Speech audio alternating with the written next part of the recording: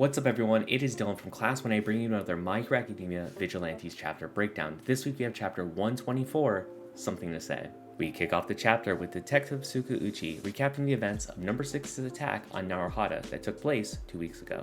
Koichi lies in the hospital bed, assuming the worst, prison time.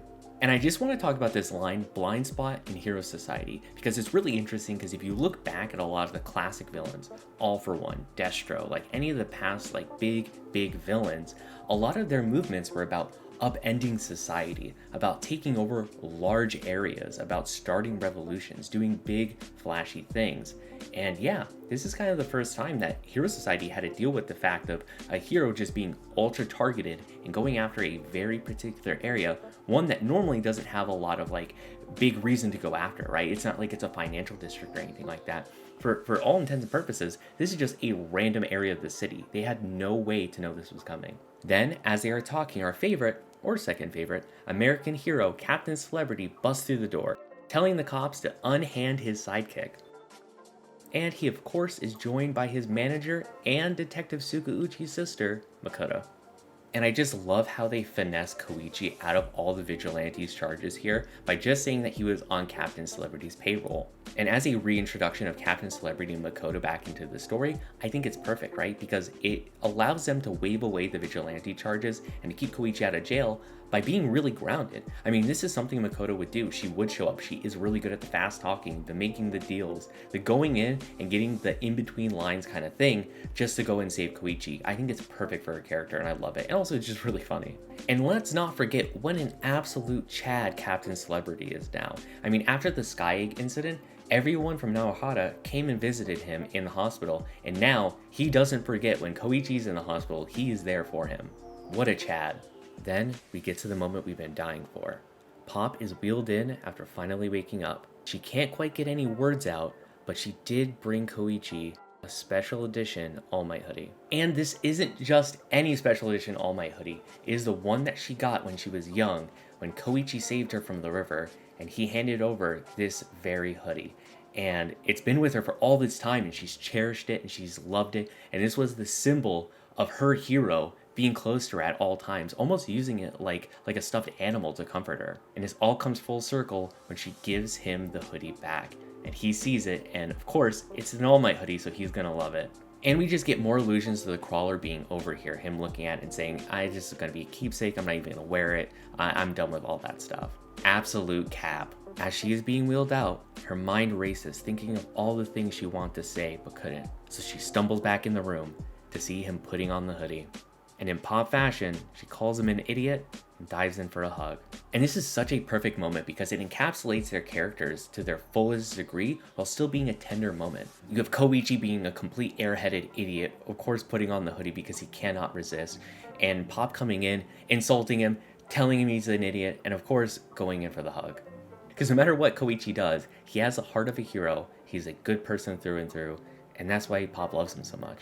And just in these panels here, you can see that she's getting so close to saying the words, I love you. Like, it's just so close. She's saying, and I always have ... and I always will have ... and she just wants to say it so bad. We know what she's thinking. We know that she wants to say it. And I think that's something I really appreciate about Vigilantes, and My Hero just overall about the tone of they're able to weave themselves into being sweet and kind and have tender moments and kind of cut through it with humor as well and have that not take away from the moment. Koichi being an idiot plays into the love that they have for each other. It doesn't take away for it. And we end the chapter with Plan B, where Koichi is signing some papers from Captain Celebrity.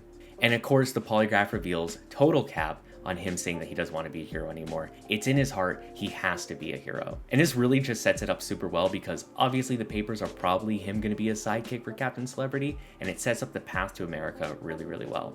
And so at this point, we're in the best possible outcome we could have ever hoped for. Everyone is still alive, number 6 is dead, we're getting a reunion between Captain Celebrity, Makoto, and our main crew. Everyone's happy.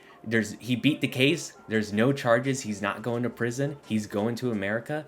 I think this is the best possible outcome we could have hoped for, right? And of course, him signing the papers and alluding to going to America at this point does open up the series to possibly keep going now. And it doesn't necessarily have to be the end because they can loophole their way out of, the whole, this is the crawler's final season kind of thing because it could just be like, okay, well, he's not the Crawler, he's just another hero. He goes by a different name now.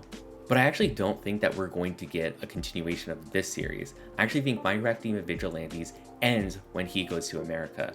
But I actually think there is probably a good case for another spin-off series of My Hero Academia America or My Hero Academia something something, where the main story is Captain Celebrity and Koichi being in America. It's a space we haven't really explored super well yet, so I think that actually lends itself to being a whole series that could be really interesting. And I think this ties in with the main series really well. So no spoilers at all. I'm just going to kind of vaguely allude to what's happening. So if you haven't read up to the main series right now, no worries at all. Like, you're totally safe here.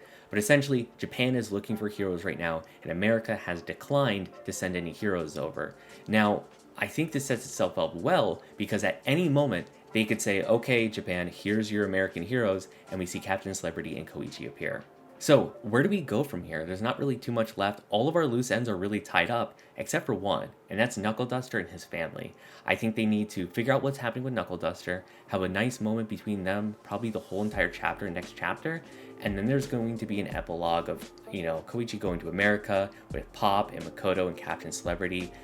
Knuckle Duster's probably going to stay behind in Japan with his family, and I think that's where we kind of end the entire series. We have the epilogue, and all is good there.